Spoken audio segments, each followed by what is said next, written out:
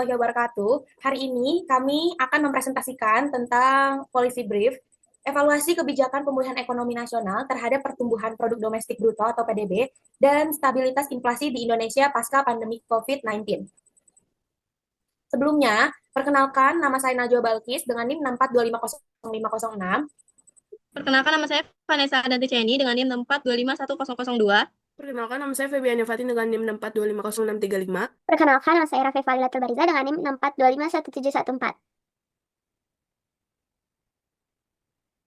Eksekutif Sumari, yaitu pasal utamanya. Pada bagian ini, kami menjelaskan yaitu masalah utama pada COVID-19 memberikan dampak yang sangat besar terhadap perekonomian Indonesia. Aktivitas ekonomi mengalami perlambatan karena adanya pembatasan mobilitas masyarakat serta penurunan aktivitas produksi dan konsumsi.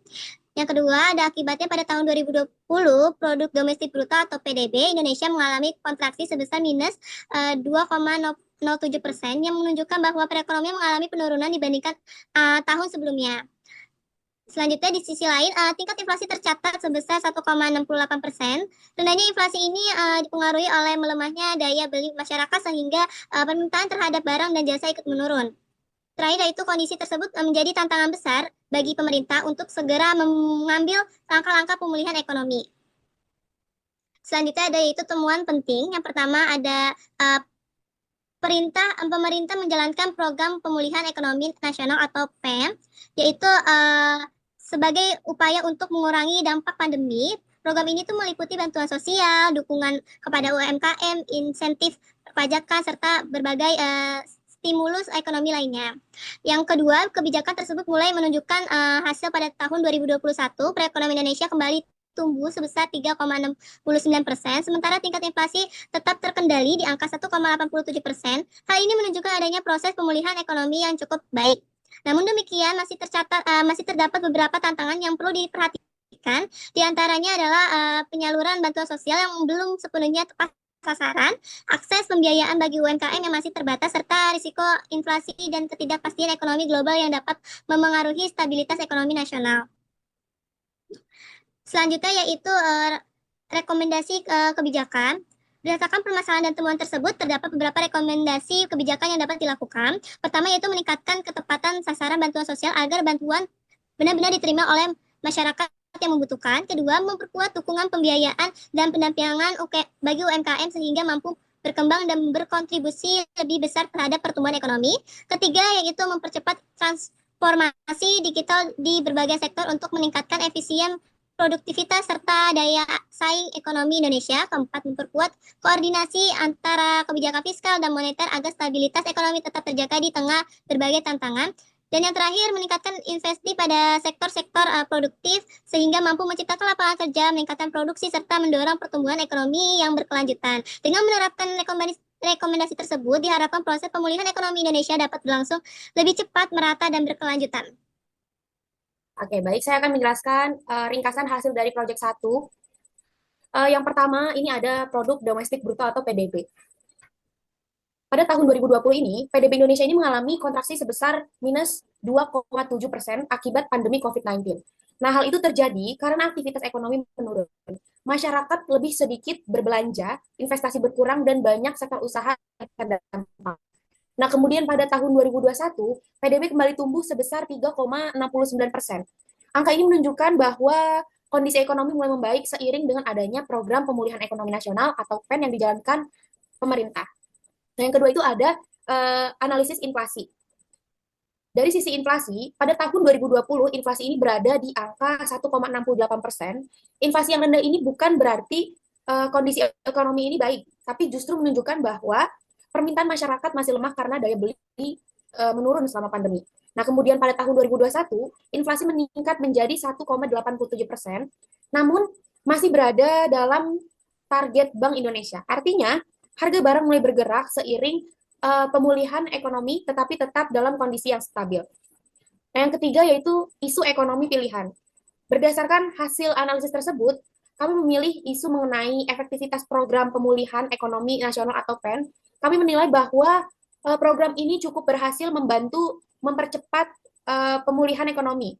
Namun, masih ada beberapa tantangan seperti pemerataan manfaat kebijakan, penguatan UMKM, peningkatan produktivitas, dan pengendalian inflasi agar pemulihan ekonomi dapat berjalan secara berkelanjutan.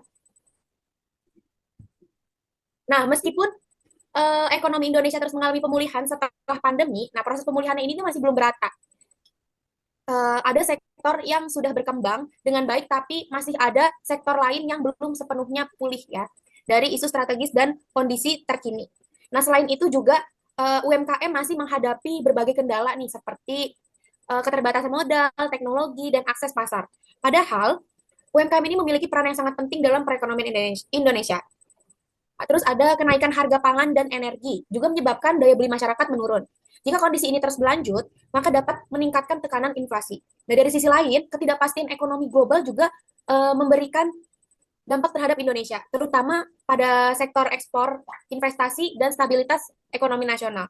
Karena itu diperlukan penguatan investasi transformasi digital dan pemberdayaan UMKM agar pertumbuhan ekonomi dapat terus terjaga. Nah, selain itu, ada koordinasi antara kebijakan fiskal dan moneter juga perlu diperkuat agar pemerintah mampu menjaga keseimbangan antara pertumbuhan ekonomi dan stabilitas inflasi. Pada bagian ini, kami mengevaluasi kebijakan pemerintah dalam mendukung pemulihan ekonomi pasca pandemi. Dari sisi kelebihan, program pemulihan ekonomi nasional atau PEN berhasil menjaga aktivitas ekonomi agar tetap berjalan. Bantuan sosial juga mampu meningkatkan daya beli masyarakat, sehingga konsumsi tetap terjaga. Selain itu, insentif pajak membantu meringankan beban dunia usaha, sedangkan kebijakan moneter dari Bank Indonesia menjaga likuiditas dan stabilitas sistem keuangan. Namun, kebijakan tersebut masih memiliki beberapa kekurangan. Penyaluran bantuan sosial belum sepenuhnya tepat sasaran. Akses pembiayaan bagi UMKM masih terbatas dan proses digitalisasi UMKM juga belum merata. Oleh karena itu, diperlukan perbaikan agar manfaat kebijakan dapat dirasakan secara lebih luas dan efektif. Berdasarkan evaluasi tersebut, terdapat beberapa alternatif kebijakan yang dapat diterapkan. Pertama, memperbaiki sistem bantuan sosial dengan menggunakan data yang lebih akurat agar bantuan benar-benar diterima oleh masyarakat yang membutuhkan. Kedua, memperluas akses pembiayaan bagi UMKM melalui kredit berbunga rendah dan kemudahan akses modal. Ketiga, mempercepat transformasi digital UMKM melalui pelatihan, pendampingan, dan perluasan akses teknologi. Keempat, memperkuat pengendalian inflasi, terutama pada sektor pangan untuk menjaga daya beli masyarakat. Terakhir, meningkatkan investasi pada sektor-sektor produktif agar mampu menciptakan lapangan kerja, meningkatkan produksi, dan mendorong pertumbuhan ekonomi yang berkelanjutan. Selanjutnya, rekomendasi kebijakan atau 2B. Jadi, kelompok kami merekomendasi 3 lapisan kebijakan yang dijalankan bersama, yaitu ada dengan jangka pendek, jangka menengah, dan jangka panjang. Pada jangka pendek, fokusnya tuh hal yang bisa langsung dirasakan masyarakat, yaitu memperbarui data penerimaan bantuan sosial supaya akurat, lalu memperluas akses KUR atau kredit usaha rakyat bagi UMKM dengan bunga lebih rendah dan syarat yang lebih mudah. Di jangka menengah, setelah data-datanya sudah beres, langkah berikutnya itu adalah percepatan digitalisasi UMKM, penguatan koordinasi antara Bank Indonesia dan Kementerian Keuangan dalam mengendalikan inflasi, serta menjaga harga pangan agar tetap stabil.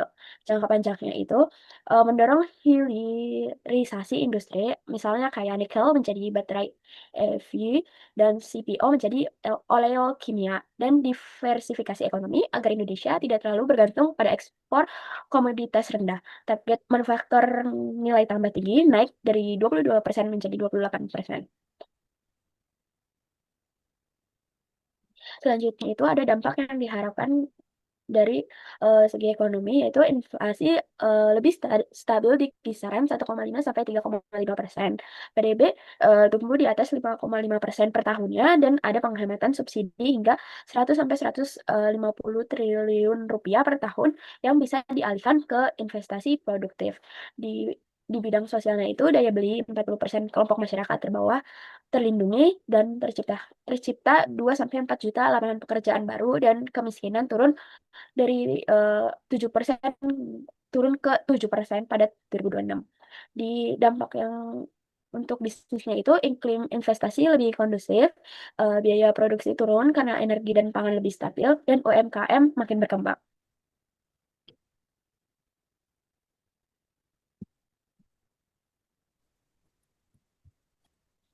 Oke.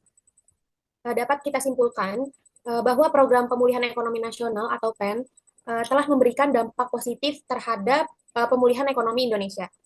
Nah, hal tersebut terlihat dari PDB yang kembali tumbuh setelah mengalami kontraksi pada masa pandemi. Sementara inflasi juga terutama pada sektor UMKM, kenaikan harga pangan, serta ketidakpastian ekonomi global yang perlu menjadi perhatian pemerintah. Nah, oleh karena itu, diperlukan kebijakan yang lebih tepat sasaran, terintegrasi, dan berkelanjutan agar pertumbuhan ekonomi Indonesia dapat terus terjaga. Nah, sekian dulu dari kelompok kami, kurang lebihnya mohon maaf. Dari Taufiq wal Hidayah, wassalamualaikum warahmatullahi wabarakatuh.